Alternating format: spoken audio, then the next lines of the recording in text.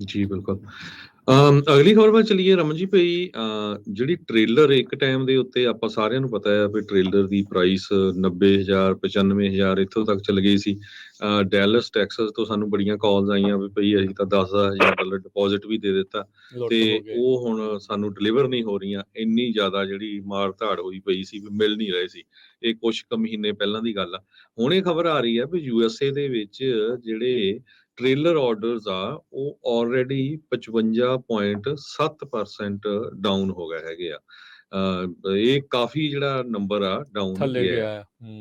ਬਿਲਕੁਲ। ਜਿਹੜੀ ACT report ਹੈਗੀ ਆ ਉਹਦੇ ਅਕੋਰਡਿੰਗਲੀ ਇਹ 55.7% ਮਾਰਚ ਦੇ ਟ੍ਰੇਲਰ ਈਅਰ ਓਵਰ ਈਅਰ ਜਿਹੜੀ ਆ ਉਹ ਥੱਲੇ ਹੈਗੀ ਆ। ਜਿਹੜੇ US ਦੇ ਟ੍ਰੇਲਰ ਆਰਡਰ ਆ ਫੈਲ ਓਵਰ ਹਾਫ ਈਅਰ ਅਗੋ, ਜਿੱਦਾਂ ਕਿ ਜਸਟ 17,000 ਦੇ ਲਾਗੇ ਹੈਗੇ ਆ। ਜਿਹੜਾ ਡਾਟਾ ਜਿਹੜਾ ਆ ਪਿਛਲਾ ਸ਼ੋਅ ਕਰਦਾ ਆ ਉਹ ਪਿਛਲੇ ਸਾਲ ਇਸੇ ਸਮੇਂ ਦੇ ਵਿੱਚ 37,900 ਯੂਨਿਟ ਵਿਕੇ ਸੀਗੇ, ਆਏ ਸੀਗੇ। ਸੋ ਜਿਹੜਾ ACT ਦੀ ਰਿਸਰਚ ਦੇ ਅਕੋਰਡਿੰਗ ਹੈਗਾ ਇਹ ਕਾਫੀ ਜਿਹੜਾ ਸਿਗਨੀਫਿਕੈਂਟ ਹੈਗਾ।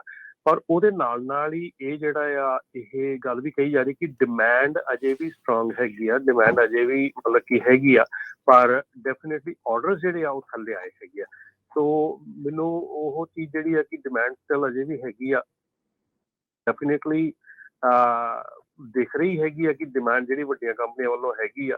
ਠੀਕ ਹੈ ਨਾ। ਬਾਕੀ ਜਿਹੜਾ ਟ੍ਰੇਲਰ ਦਾ ਬੈਕਲੌਗ ਸੀਗਾ ਉਹ 12,000 ਯੂਨਿਟ ਜਿਹੜਾ ਡਿਕਰੀਜ਼ ਹੋਇਆ ਹੈਗਾ, ਜਿਹੜਾ ਬੈਕਲੌਗ ਸੀਗਾ ਕਿ ਟ੍ਰੇਲਰ ਮਿਲ ਨਹੀਂ ਰਹੇ ਜਾਂ ਟ੍ਰੇਲਰ ਪ੍ਰੋਡਿਊਸ ਨਹੀਂ ਹੋ ਰਹੇ। ਠੀਕ ਹੈ।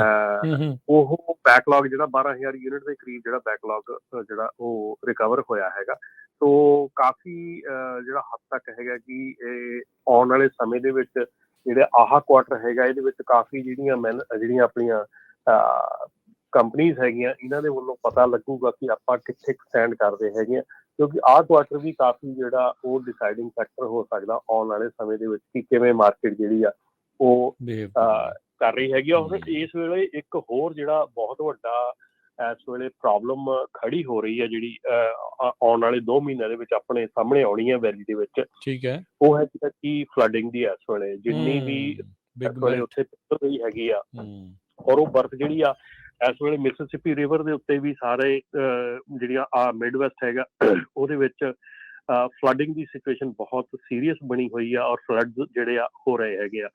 ਤੇ ਆਪਣੇ ਜਿਹੜਾ ਟਲੈਰੀ ਬੇਸਨ ਹੈਗਾ, ਜਿਹੜਾ ਟਲੈਰੀ ਦਾ ਏਰੀਆ ਹੈਗਾ, ਇਹ ਬਹੁਤ ਨੀਵਾਂ ਖੇਤਰ ਹੈਗਾ ਆਪਣੀ ਵੈਲੀ ਦੇ ਵਿੱਚ। ਤੇ ਜਿਹੜਾ ਇਸ ਵੇਲੇ ਜੋ ਵੀ ਯੋਸੈਮਿਟੀ ਜਿਹੜੀ ਇਸ ਵੀਕ ਬੰਦ ਕੀਤੀ ਗਈ ਆ ਫਲੱਡਿੰਗ ਦੇ ਇਸ਼ੂ ਕਰਕੇ, ਹਾਂਜੀ ਯੋਸੈਮਿਟੀ ਪਾਰਕ ਜਿਹੜਾ ਉਹ ਬੰਦ ਹੈਗਾ। ਸੋ ਆਉਣ ਵਾਲੇ ਸਮੇਂ ਦੇ ਵਿੱਚ ਇਹ ਦੱਸਿਆ ਜਾ ਰਿਹਾ ਕਿ ਅਗਲੇ 2 ਮਹੀਨਿਆਂ ਦੇ ਵਿੱਚ ਆਲਮੋਸਟ 100,000 ਏਕੜ ਪਲੱਸ ਜਿਹੜੀ ਆ 100 ਮੀਲ ਦੇ ਰੇਡੀਅਸ ਦੇ ਵਿੱਚ ਆਲਮੋਸਟ ਜਿਹੜਾ ਉਹ ਏਰੀਆ ਹੈਗਾ ਉਹ ਪਾਣੀ ਦੇ ਥੱਲੇ ਹੋ ਸਕਦਾ।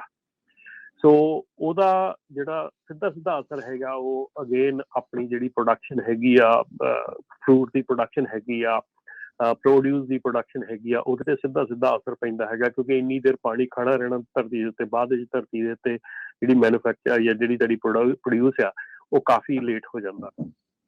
ਸੋ ਆਉਣ ਵਾਲਾ ਜਿਹੜਾ ਸਮਾਂ ਹੈਗਾ ਇਹਦੇ ਵਿੱਚ ਆਹ ਜਿਹੜੀ ਸਿਚੁਏਸ਼ਨ ਇਸ ਵੇਲੇ ਬਣ ਰਹੀ ਹੈ ਕਿ ਜਿੰਨੀ ਬਰਫ਼ ਇਸ ਵੇਲੇ 250% ਵੱਧ ਬਰਫ਼ ਜਿਹੜੀ ਆ ਉਹ ਪਈ ਹੈਗੀ ਆ ਕਿ ਪਹਾੜਾਂ ਦੇ ਉੱਤੇ ਰੈਗੂਲਰ ਸਮਿਆਂ ਤੋਂ, ਮਤਲਬ ਕਿ ਜੇ ਆਪਾਂ ਦੇਖੀਏ ਤੇ।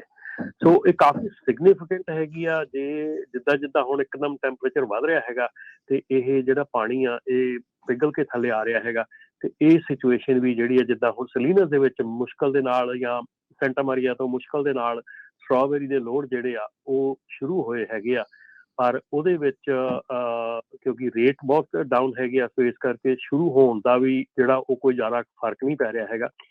ਸੋ ਕਾਈਂਡ ਆਫ ਲਾਈਕ ਸਿਚੁਏਸ਼ਨ ਜਿਹੜੀ ਆ ਉਹ ਗੁੱਡ ਨਜ਼ਰ ਨਹੀਂ ਆ ਰਹੀ ਅੱਗੇ।